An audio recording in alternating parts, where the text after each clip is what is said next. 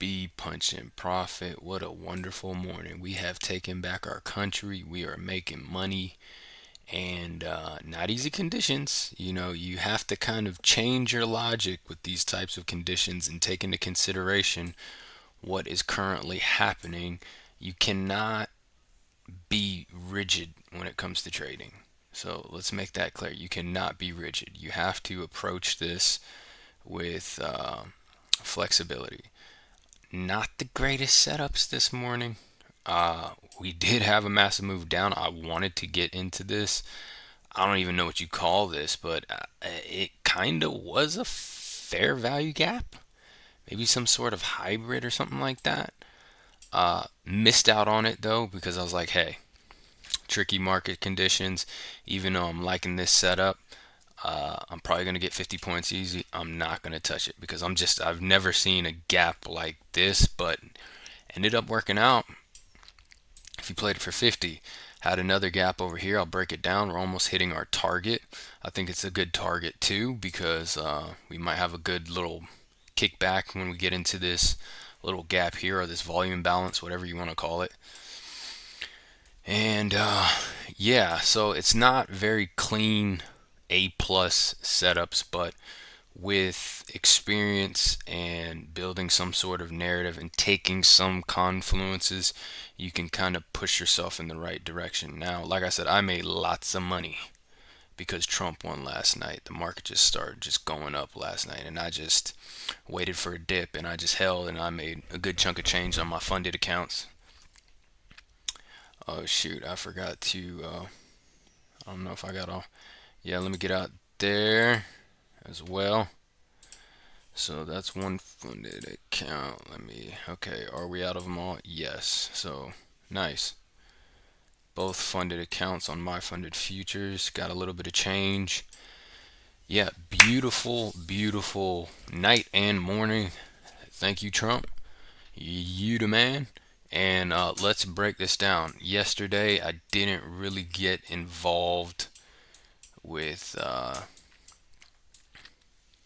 looking for anything yesterday that was a A plus setup.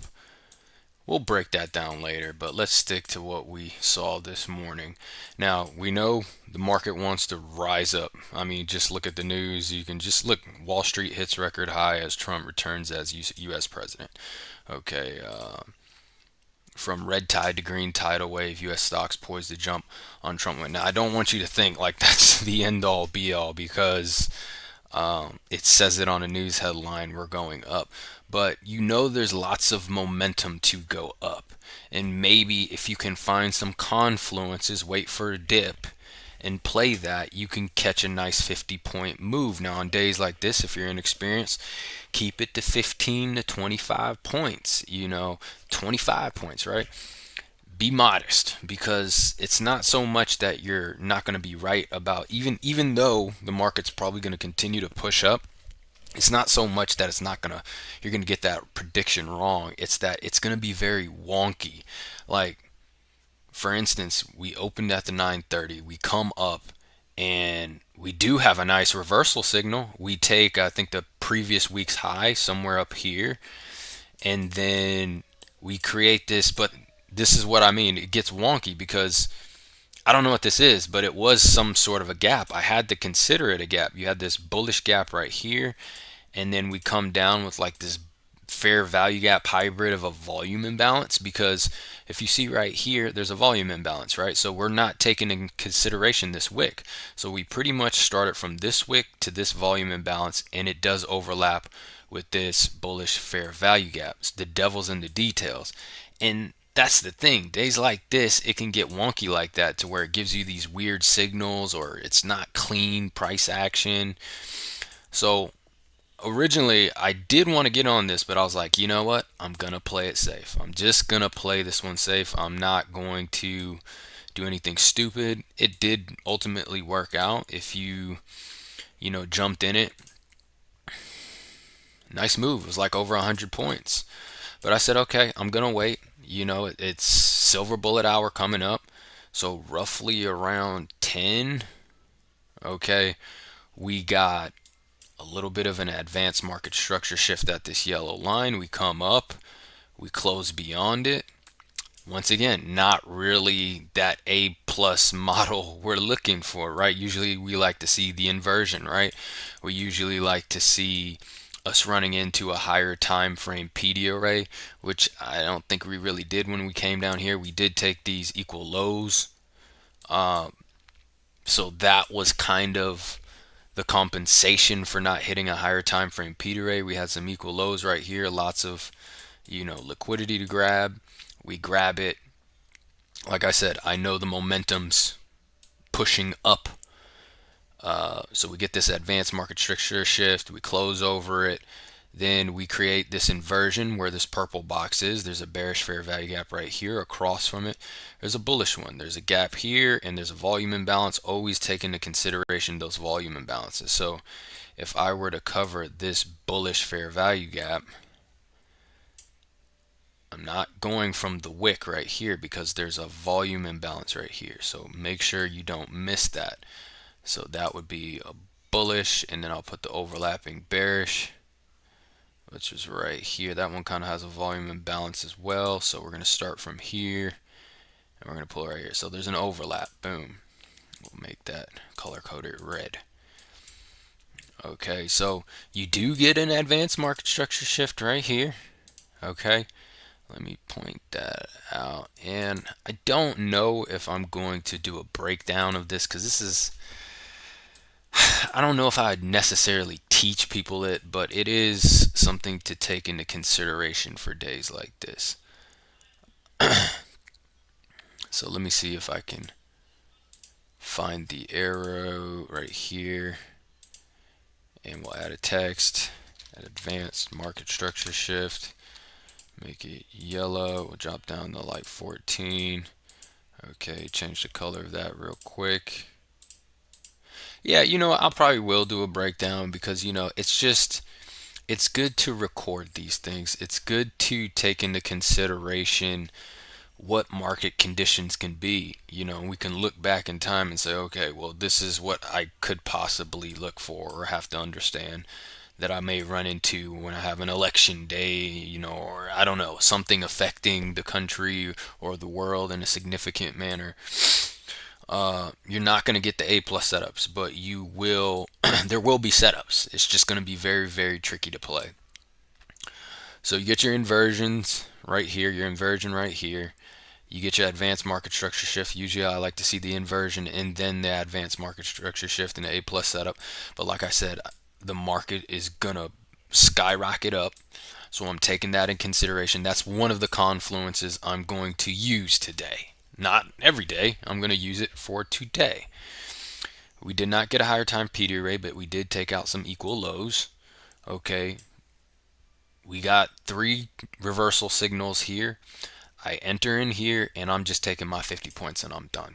Okay. I don't want no part of this market unless I'm trying to find a way to catch a dip and let it ride and play the lottery, which I did last night and it worked out in my favor. But, I made enough money on both of my funded accounts, my new funded accounts with my funded futures. I'm at 52,593 in one account, and I'm at 51,802 in another account.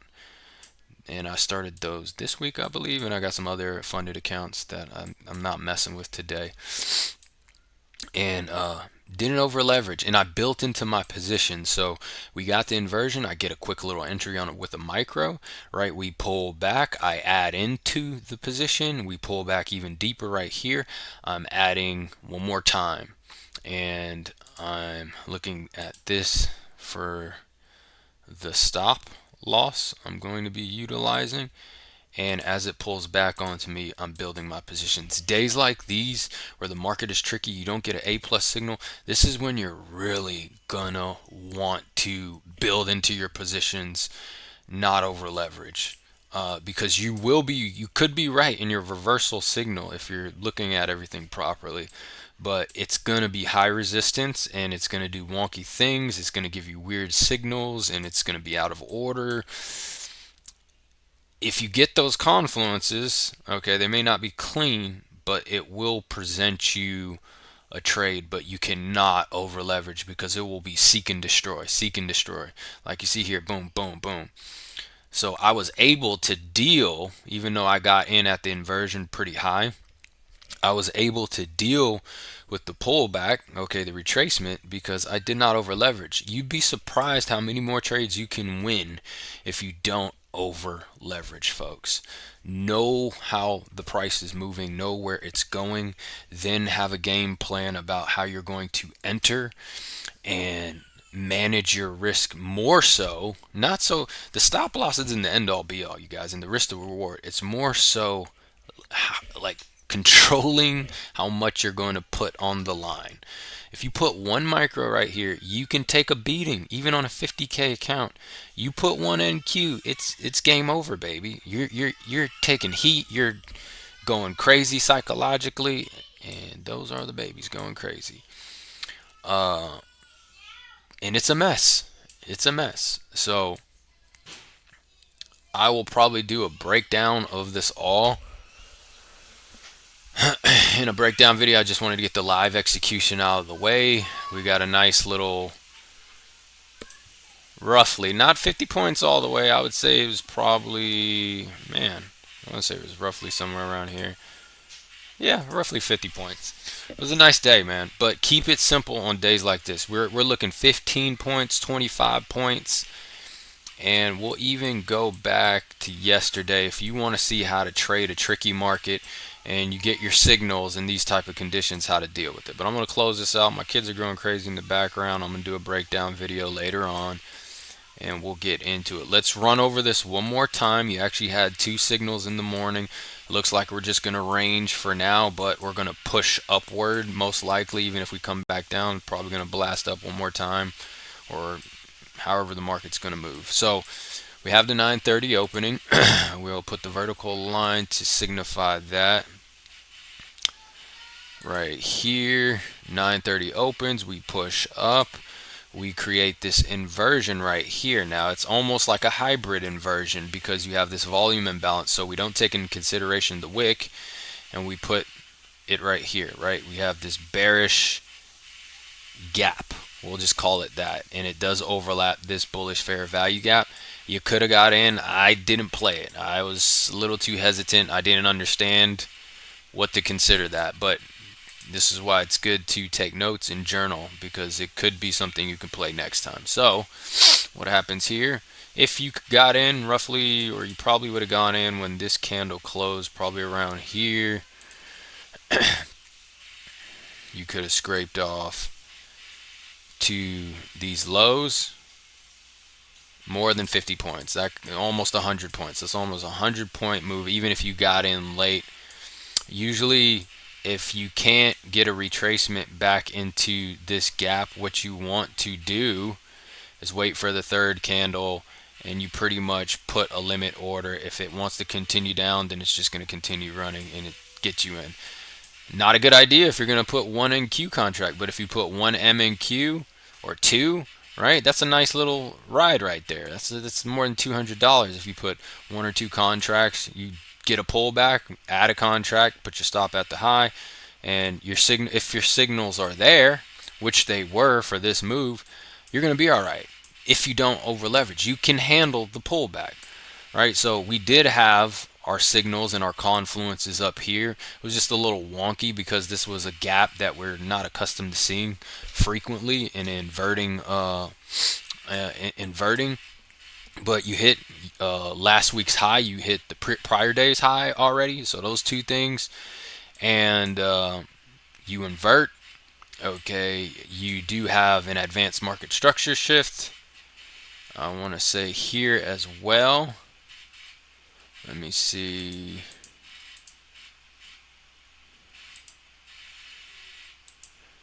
And like I said, I'll have a clean breakdown of this all. This is just live execution so you can see the proof, right? This is not the clean version I'm going to present to you later with today in the videos. Right here you have an advanced market structure shift.